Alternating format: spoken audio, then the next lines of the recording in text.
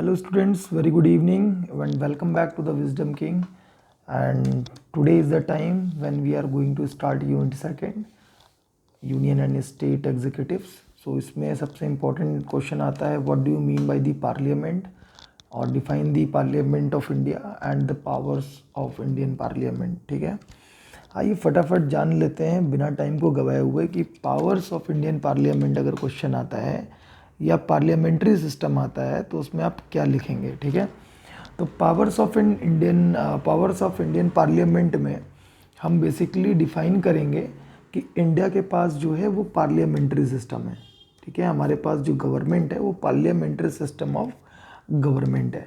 ठीक है, इसके साथ ही साथ सुप्रीम लेजिस्लेटिव बॉडी होती है पार्लियामेंट आपकी। ठीक है, और साथ ही साथ ये बाई कैमरल है। बाई कैमरल मतलब दो, डिवाइड इनटू टू पार्ट्स। ठीक है, so when parliament is divided into two parts like Lok Sabha and Rajya Sabha, so it is known as bicameralism feature. ठीक है, और bicameralism feature government of India act 1935 जो मैंने आपको बताया था ये वहाँ से लिया गया है।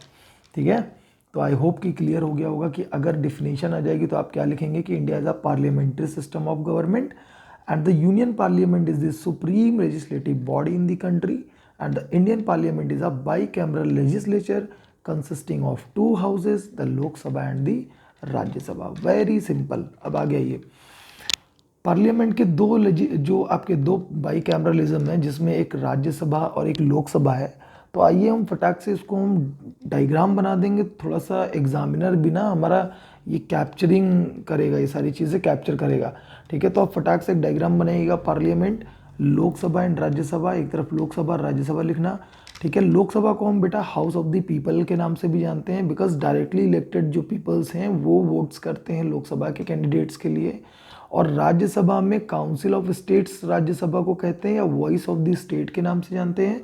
और ये जो मेंबर्स होते हैं ये इनडायरेक्टली जो है आपके वोटिंग के थ्रू आते हैं। ठीक है, और अगर इसमें प्रेसिडेंट मिल जाए तो वाह वाह वाह क्या बात होगी। अगर इसमें आपका प्रेसिडेंट मिल जाएगा तो सीधे कहलाएगा पार्लियामेंट। ठीक है, तो एक फॉर्मूला यहाँ पर आप लिख के डायग्राम बना दीजिएगा कि parliament equal to Rajya Sabha plus Lok Sabha plus president. ठीक है, पार्लियामेंट क्या है, राज्यसभा, लोकसभा और प्रेसिडेंट, इन तीनों को मिला के बनती है। This is the mathematical formula of parliament. ठीक है, बन जाएगा। Now come to the next part, power and functions of parliament. तो देखिए जो पावर एंड फंक्शंस है वो चैप्टर 2 पार्ट 5 में डिफाइन किए गए हैं। ठीक है, यहाँ से देखिए यहाँ पर लिखा हुआ है chapter 2 of part 5 define the functions and powers of the parliament. खाली इतना ही कॉपी में लिखना है। ठीक है, बहुत ज़्यादा अपने आप से काबिल बनने की कोशिश मत करना, नहीं तो काबिल मूवी की तरह बन जाओगे और बाद में वही वाला गाना गाओगे, मैं तेरे काबिल हूँ क्या। ठीक है, तो काबिल नहीं रह जाओगे। ठीक है, तो जितना बता रहा हूँ इतना सफिशिएंट हो जाएगा तुम्हारे लिए और यही लिख देना फटाक से। आइए फटाफट फॉर्मूले से तैयार, चूँकि मैंने कसम खा रखी है कि मैं तुम्हें फॉर्मूले से पढ़ाऊँगा। ठीक है, तो आइए फॉर्मूले को बताता हूँ मैं आपको फटाक से। फॉर्मूला मैंने ऑलरेडी एक्चुअली क्या है कि मैंने इसका वीडियो पहले बनाया था but due to some circumstances वो वीडियो डिलीट हो गया। ठीक है, और मेरे पास भी कुछ रहा नहीं क्योंकि मैं अपने पास कुछ रखता नहीं हूँ। जो है वो मेरा वो आपका है, सॉरी मतलब जो मेरा लेक्चर है वो आपके हैं, तो आप उसको देखिए और समझिए। ठीक है, तो यहाँ पर फॉर्मूला है जापान के CEO फाइनेंस लेते हैं। ठीक है, J stands for Japan, CEO हो गया कंपनी का कोई, और फाइनेंस लेते हैं, घूस लेते हैं, जानते हैं ना। तो जापान के CEO chief executive officers finance लेते हैं, जापान के CEO फाइनेंस लेते हैं। ठीक है, फॉर्मूला याद हो गया होगा। आइए फटाफट पार्लियामेंट को इसी से पढ़ लेते हैं। तो देखिए सबसे पहला J stands for judicial powers, C stands for constituent powers, E stand for executive powers, O stands for other powers, F stands for financial powers, L stands for legislative powers and E stands for electoral powers. ठीक है, आइए अब देखते हैं judicial powers के में जो हमारे पास पार्लियामेंट है उसके पास क्या पावर्स होती हैं। तो देखिए जुडिशियल में इम्पीचमेंट ऑफ प्रेसिडेंट है। ठीक है, मैंने जब प्रेसिडेंट आगे पढ़ाऊंगा या मैंने पढ़ा दिया है उसे तो आप जाके वहाँ से कंसल्ट कर लीजिएगा। ठीक है, इम्पीचमेंट ऑफ प्रेसिडेंट अगर करना हो तो आपका एक स्पेशल मेजोरिटी लगती है, उसके थ्रू इम्पीचमेंट लग जाता है प्रेसिडेंट पे, महाभियोग कहते हैं इसको, और इसके थ्रू प्रेसिडेंट को हटाया जाता है उसके पद से। ठीक है, किन सर्कमस्टांसेस में हटता है, कब हटता है, वो क्या प्रोविजंस हैं, वो क्या आर्टिकल है, वो सब प्रेसिडेंट जब पढ़ाऊंगा तो बता दूंगा। ठीक, तो अभी खाली फटाफट शॉर्ट में देख लो। जुडिशियल पावर में इम्पीचमेंट ऑफ प्रेसिडेंट है, यानी प्रेसिडेंट को हटाना हो तो उसकी पावर्स क्या है, जुडिशियल पावर्स में है पार्लियामेंट के पास। रिमूवल ऑफ जजेस, अगर जजेस को हटाना हो सुप्रीम कोर्ट हाई कोर्ट के, तो भी जो है पावर का यूज़ किया जाता है। उसी पावर जो पावर है वो पार्लियामेंट के पास है। ठीक है, अगर वाइस प्रेसिडेंट को हटाना हो तो इसकी पावर भी पार्लियामेंट के पास है। अगर पनिश करना हो मेंबर्स को in case of breach of privileges, अब देखिए बहुत सारे जो एमपीज़ हैं, बहुत सारे क्या जो भी एमपीज़ होते हैं उनको एक राइट्स होता है, उसको प्रिविलेज राइट कहते हैं। प्रिविलेज राइट्स में बहुत सारे प्रिविलेजेस इनको मिले होते हैं।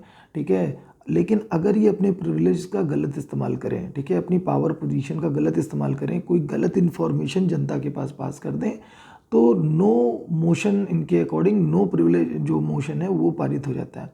ठीक है, तो जो प्रिविलेज मोशन है उसके अकॉर्डिंग जो भी पनिशमेंट डिसाइडेड है वो इनको दिया जाता है। ठीक है, तो ज़्यादा काबिल नहीं बनना है, सिर्फ इतना लिखना है तुम्हें कि प्रिविलेज एक मोशन होता है कि अगर कोई भी पार्लियामेंट का मेंबर अपने कॉन्ट्रैक्ट को ब्रीच करता है, जो उसके राइट्स हैं उसका गलत इस्तेमाल करता है, तो उसके अगेंस्ट नो प्रिविलेज मोशन को प्रिविलेज मोशन को जो है लाया जा सकता है, और उस पर उसको जो है क्षमा याचना वगैरह करनी पड़ेगी। ठीक है, क्योंकि अभी पावर गवर्नमेंट है तो प्रिविलेज मोशन में छोड़ दिया जाता है कि चलो ठीक है सॉरी बोल दिया, अब आगे से नहीं करेगा।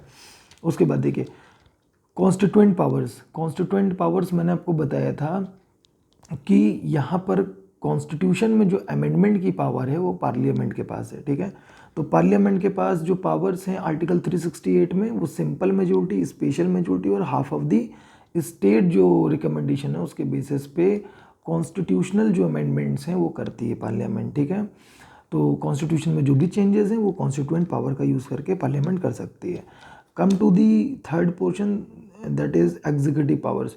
देखिए एग्जीक्यूटिव पावर्स में क्या होगा कि जो भी लोग एग्जीक्यूटिव टाइप का काम करते हैं, जैसे कैबिनेट के मिनिस्टर्स जो हैं वो कानून बना रहे हैं, लेजिस्लेटिव का पार्ट है। ठीक है, तो लेजिस्लेचर जो बन रहा है, ठीक है, उसके लिए वो क्या होंगे, रिस्पॉन्सिबल होंगे। ठीक है, तो जो कैबिनेट के मिनिस्टर्स हैं वो रिस्पॉन्सिबल होते हैं एग्जीक्यूटिव पार्ट के लिए। ठीक है, तो जो भी कुछ वो बना रहे हैं उसके एग्जीक्यूटिव पार्ट के लिए वो रिस्पॉन्सिबल होंगे, रिस्पॉन्सिबल टू दी लेजिस्लेचर। ठीक है, इसके अंदर खाली यही लिख देना। उसके बाद अदर पावर्स आ जाती हैं।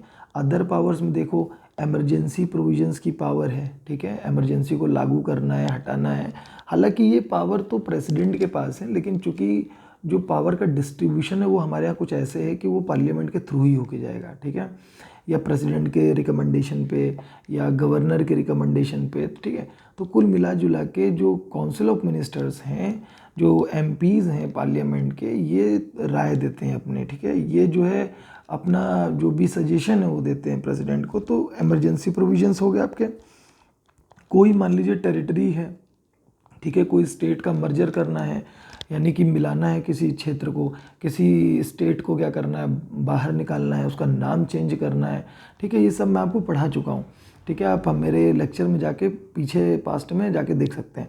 ठीक है, तो कोई भी इंटरनेशनल एग्रीमेंट है उस फॉर्म में, ठीक है, पार्लियामेंट डिसीजन ले लेती है। ठीक है, या एरिया को इंक्रीज डिक्रीज करना है, उसका नाम चेंज करना है, तो ये सारे जो पावर्स हैं ये अदर पावर्स ऑफ पार्लियामेंट में आ जाएंगे। ठीक, उसके बाद देखिए बात करते हैं हम लोग कुछ फिनेंशियल पावर की। तो फिनेंशियल पावर में बहुत सारे जो आपके फाइनेंशियल मैटर्स हैं उसमें भी पार्लियामेंट के पास पावर है कि जो फाइनेंशियल बिल या मनी बिल है उसके रिगार्डिंग जो है उसमें जो भी चेंजेस होते हैं या उसके लागू करना, ठीक है, इन सब की पावर होती है फाइनेंशियल पावर के अंदर। पार्लियामेंट के पास पावर है फाइनेंस मैटर्स को लेके। ठीक है, या मान लीजिए कि जो भी लोग या जो कमिटी है, ठीक है, जो भी फाइनेंस से रिलेटेड है, ठीक है, या फाइनेंशियल कमिश्नर है, तो इस तरीके से जो भी लोग हैं फाइनेंस कमीशन से डिस्कस कर लेना रिपोर्ट्स को। ठीक है, ऑडिटर होता है तो वो बताता है इन्फॉर्मेशन, कैट के मेंबर्स हैं, तो मतलब जो भी फाइनेंस से रिलेटेड जो भी मैटर्स हैं, मनी बिल है तो आपको पता है कि मनी बिल जो है आपका लोकसभा में जो है इंट्रोड्यूस होता है। ठीक है, तो इस तरीके से फाइनेंस से रिलेटेड जो भी डिसीजंस हैं वो पार्लियामेंट लेती है।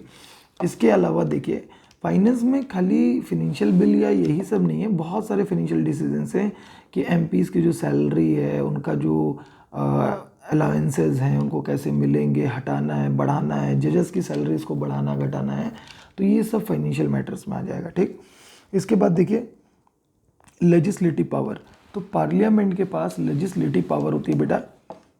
अब ये लेजिस्लेटिव पावर में होगा क्या, लेजिस्लेटिव पावर जो है वो प्रदान की जाती है पार्लियामेंट को, ताकि जो है हमारे देश का जो लेजिस्लेचर है, जो लिखित कानून है, उसको अच्छे से दृढ़ता के साथ उसको बनाया जा सके। ठीक है, अब यहाँ पर यूएल यानी कि यूनियन लिस्ट होती है, कॉन्करेंट लिस्ट होती है, और आपका जो स्टेट की लिस्ट होती है। इसके अलावा एक पावर होती है रेसिडुअरी पावर।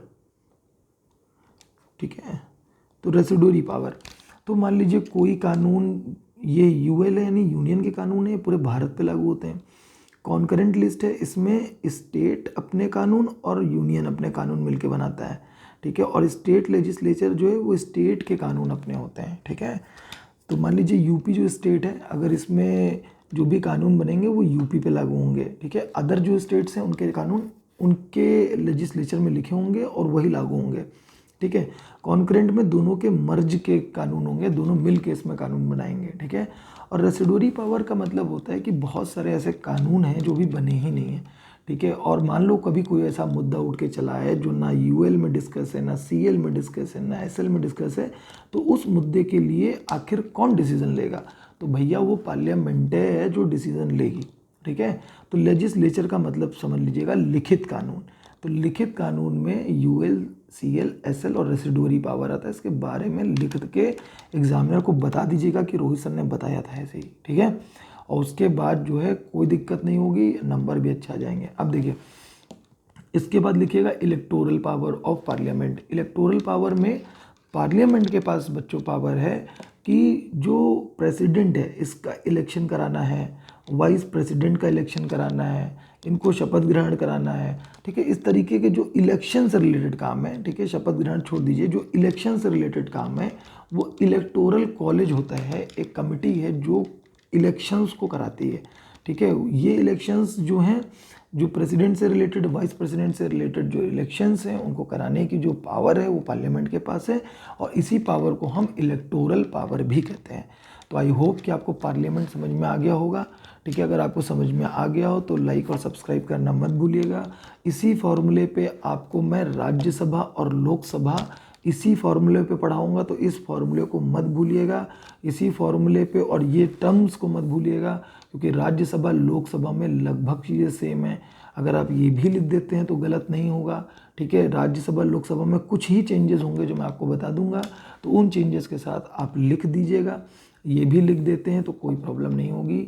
ठीक है, लेकिन हो सकता है कुछ नंबर कम हो जाएं आपके, क्योंकि आपने वो नहीं बताया जो एग्जामिनर चाहता था। ठीक है, तो मैं आपको इसके बाद लोकसभा और राज्यसभा भी क्लियर करा दूंगा। ठीक है, thank you very much students.